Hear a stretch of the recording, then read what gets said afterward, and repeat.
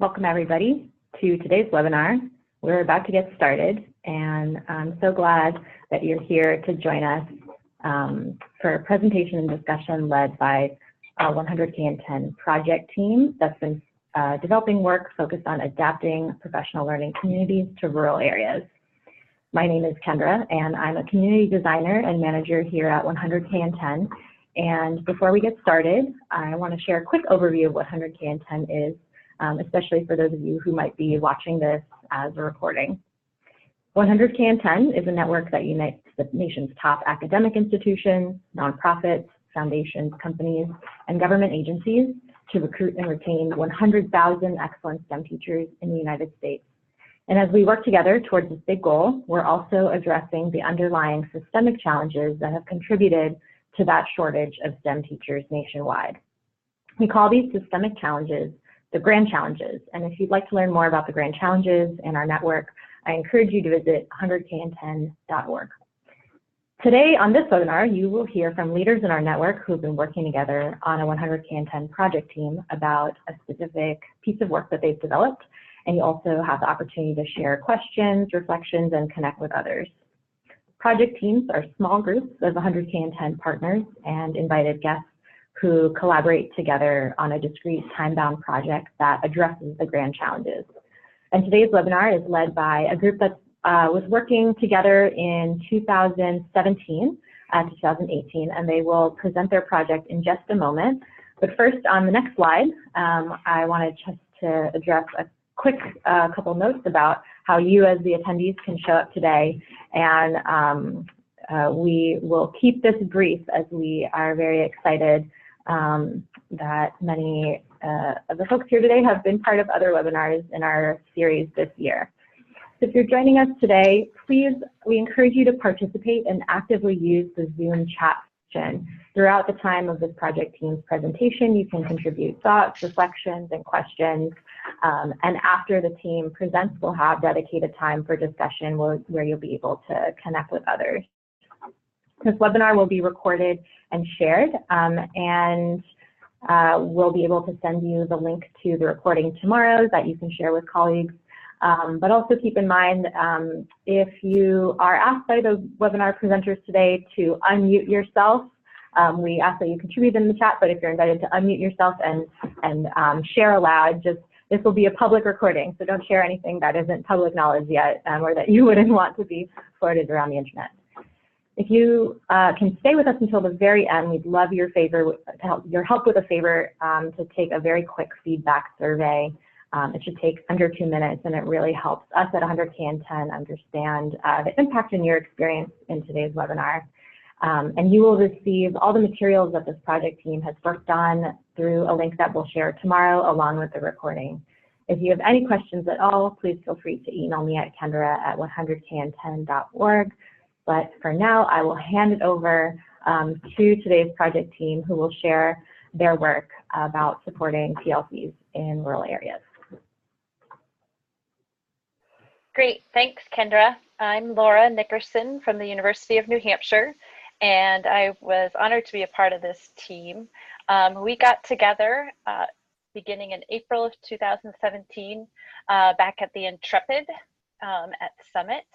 And we had the goal in mind of coming up with some best practices when designing a professional learning community type project in rural communities. I think one of our best resources was our awesome group itself and the group's connections to people who had done excellent work in rural communities. And our group has also done amazing work in rural communities. So I'll let everyone introduce themselves. Lee, you want to start? Yeah, hi, I'm Lee Peak. I work at the Gulf of Maine Research Institute, and we have a network of rural teacher communities that were part of the instigation of trying to get expertise on this topic. Great, and Tanya?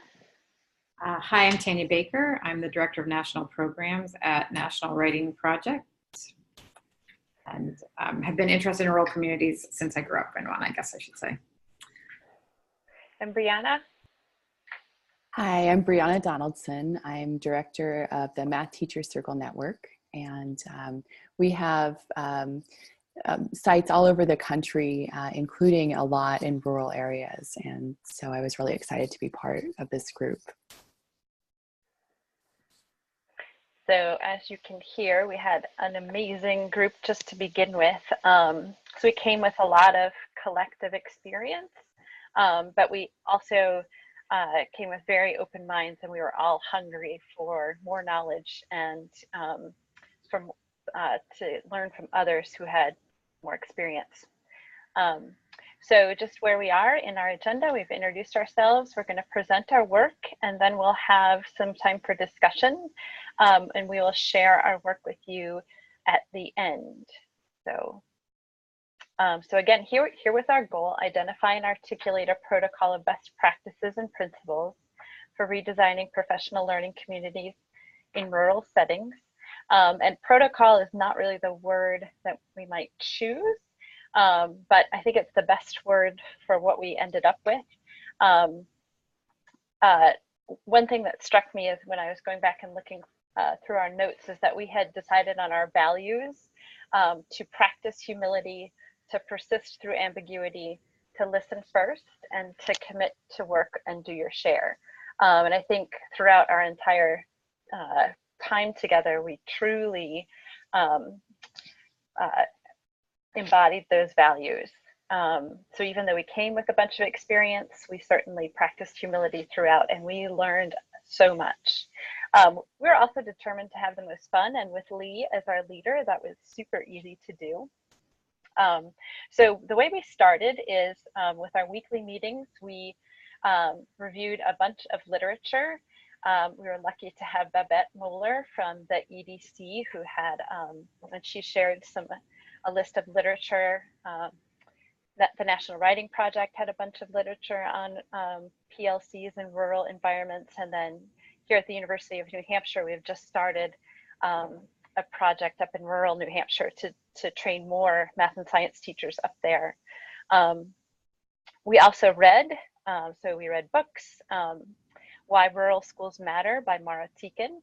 And so she was actually our first interview subject. So it was great to actually hear from her. And so we had a series of interviews, including Tom Fox from the National Writing Project, and oops, where's my list? Michelle Hump from the University of Nebraska, Pam Buffington from the EDC, and Tom Klein from the University of Ohio. Sorry, Bob Klein from the University of Ohio. So we also did a social media scan. If you follow the hashtag rural ed or rural ed chat or the hashtag MTBOS, so there's a lot of rural issues that come up through there. And a lot of them happen to be math and science teachers on hashtag rural ed. So it's a great hashtag to follow. They are some of the most supportive communities I've ever come across on the internet. So it's a great resource. So then we had all of this information, and we got together in Berkeley in September of 2017 to sort of figure out what to do with that. And Tanya had this excellent idea that we would create personas, people who might use this work. And so that's what we used then to come up with an organize our material. So what we have, and my colleagues will talk about this a little bit more in detail. So we have a series of questions for a professional development provider to think about and kind of stress over when they're thinking about designing a professional learning community in a rural space.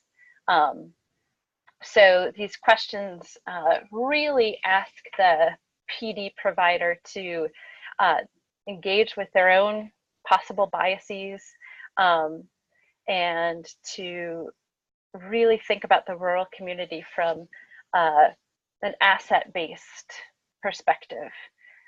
It's easy to think about rural communities as in what they're lacking, But what we found over and over and over again is that rural communities have so much to share, and we have so much to learn from them. So I will let Lee take the lead here, and she'll talk about some of our guiding principles, and then Tanya and Brianna will talk more in depth about the different pieces of our protocol. Yeah, I think we have another slide. Oh, there we go.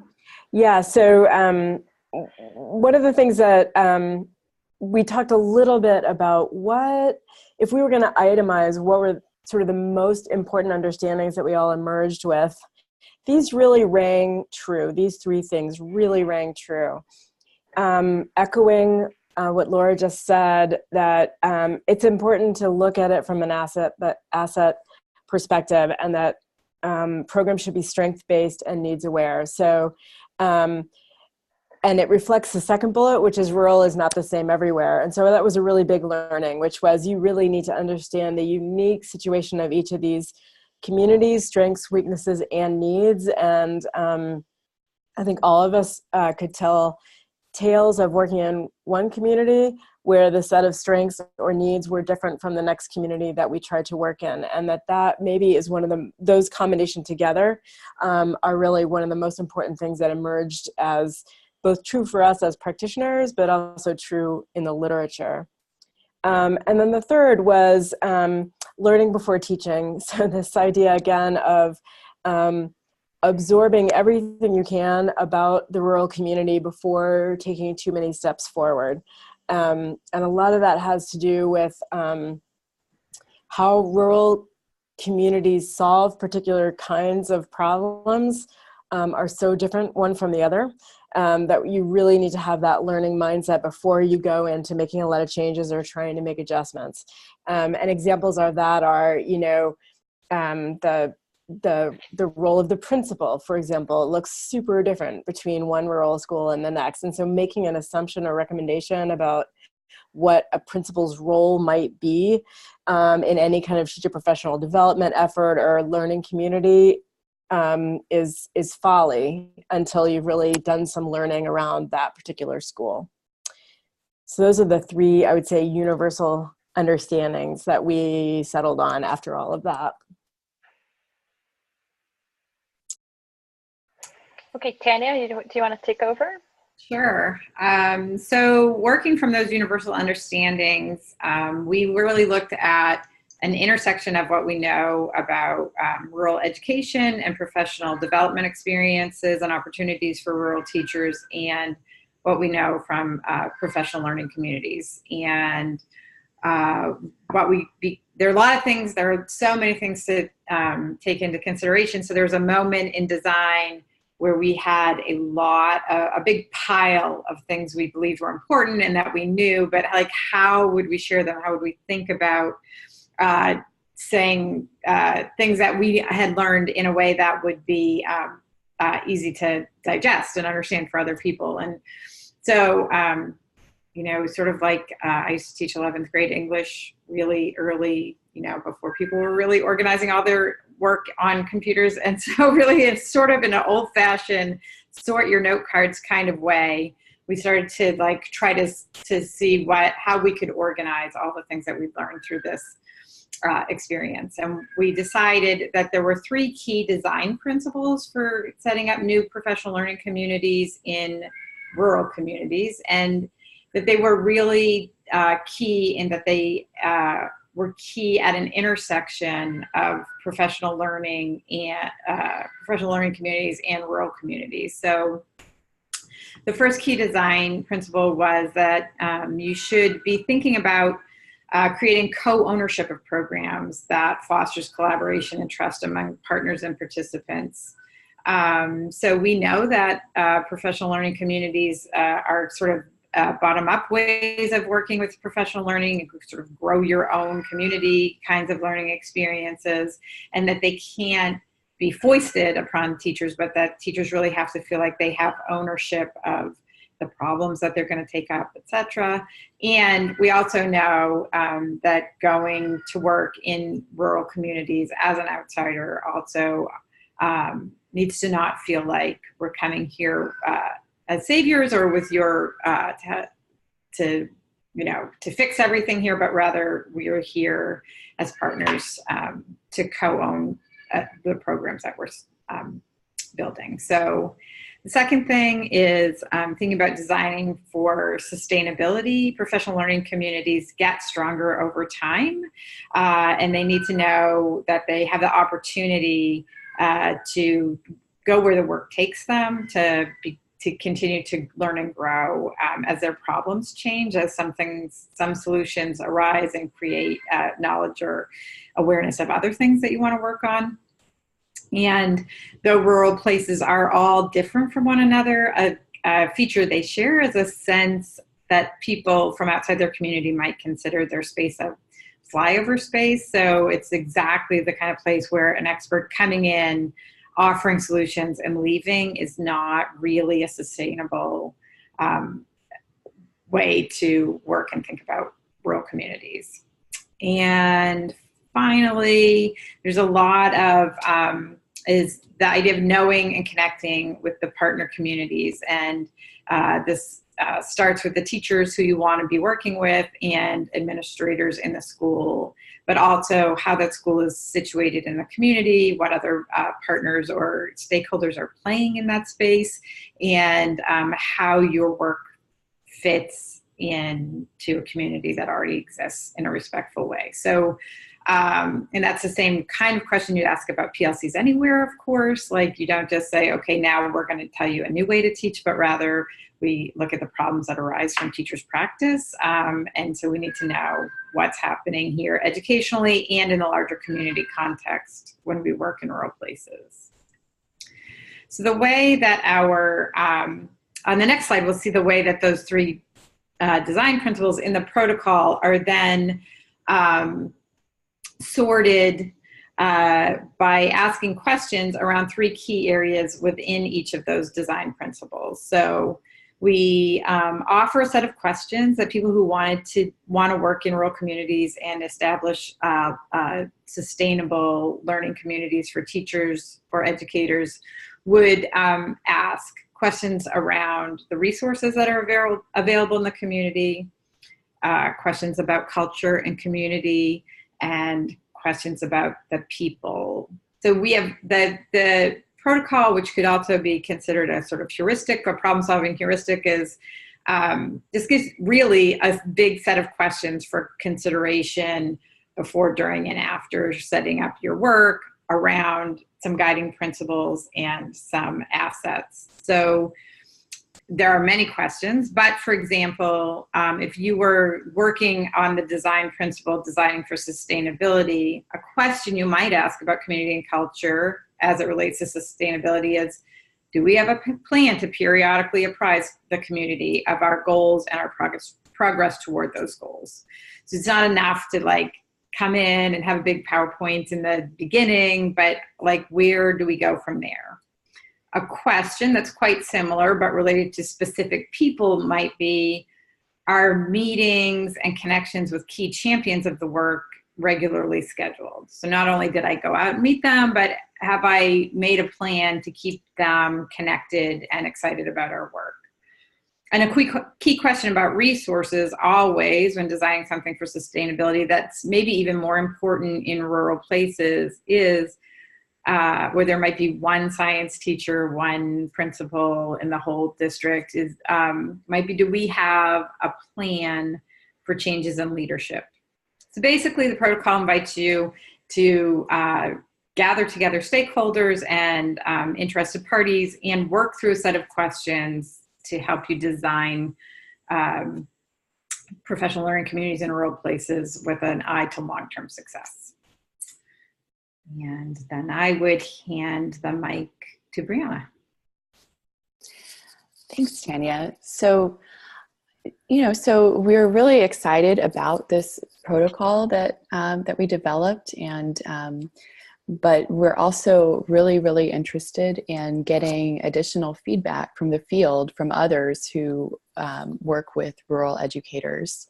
And, so we came up with a few questions that we're hoping that you might consider and things that maybe you can help us with in helping advance this work. So in particular, we'd be really interested in hearing about what experiences that you've had with providing professional development to rural educators that could help inform the design of our protocol. So, if you take a look at it, do you notice particular questions that you might ask that are not included? Are there questions that you might phrase differently? Even are there design principles that we did not consider that we might want to incorporate in a future version of this protocol? We really see it as a tool that we're hoping that people will use. And so we want it to, reflect the experience that people have had in the field and what kinds of considerations you find have been important in your work. As was mentioned earlier, one of the key findings that we had in this whole project was just how diverse, rural is, right? And so even though our organizations represent a lot of different types of experiences and projects and professional learning community kinds of settings in rural areas, there's definitely stuff we could have missed. So please let us know, what your reactions and comments and things are, just kind of looking at the protocol. We'd also really like to know, how might you see using this tool in your own work? We sort of designed it. We had sort of a bunch of, as Laura said, we had these different personas that we were thinking about as we designed the protocol. We were thinking about, well, what would a professional development provider think about when they were going into a rural setting? But like, what would, a rural teacher or principal or somebody from higher ed who's new to a rural setting, what kinds of things might they ask? So anyway, from different kinds of perspectives, how might this tool be useful? We sort of settled on this is sort of aimed at professional development providers, but I mean, maybe there's some other things we could be thinking about from these different perspectives. And finally, we really hope that people will actually use the tool. If you would be willing to test it out and think about the questions either in relation to a program that you already have going, or if you're working on a new program, maybe it could be a useful thing. We hope it might be, but we'd be really interested in having people actually test it out and get back to us with some feedback. We're hoping to develop sort of case studies or descriptions of how the tool might actually be used, how it might actually help bring out different considerations in designing rural professional learning communities. And so I think on the next slide, there's just a little bit about what we're hoping to do next. So yes, please use the tool. Please give us feedback. We're hoping to use that feedback to refine the tool and make it more widely available. And we're hoping that to be able to bring it to life a little bit more, if you could give us ideas of how it might be used, so we could develop some case studies. And just trying to in a larger sense, we hope that this will sort of help bring to light a little bit more about what it really is like to work in rural communities with professional learning. And, I think everybody likes stories, and everybody, feel that's a really great way to bring to light some of the universal understandings and design principles. And so we're hoping that, that you might be able to help us out with feedback and with stories from actually using the tool. And I think, I'm not sure if we have questions, but I think I'm going to pass it back to Laura for discussion. I think you might be muted, Laura. Thanks. Do we have any questions so far in the chat, or participants, you're welcome to unmute yourself and go ahead and ask questions or comments or give us ideas.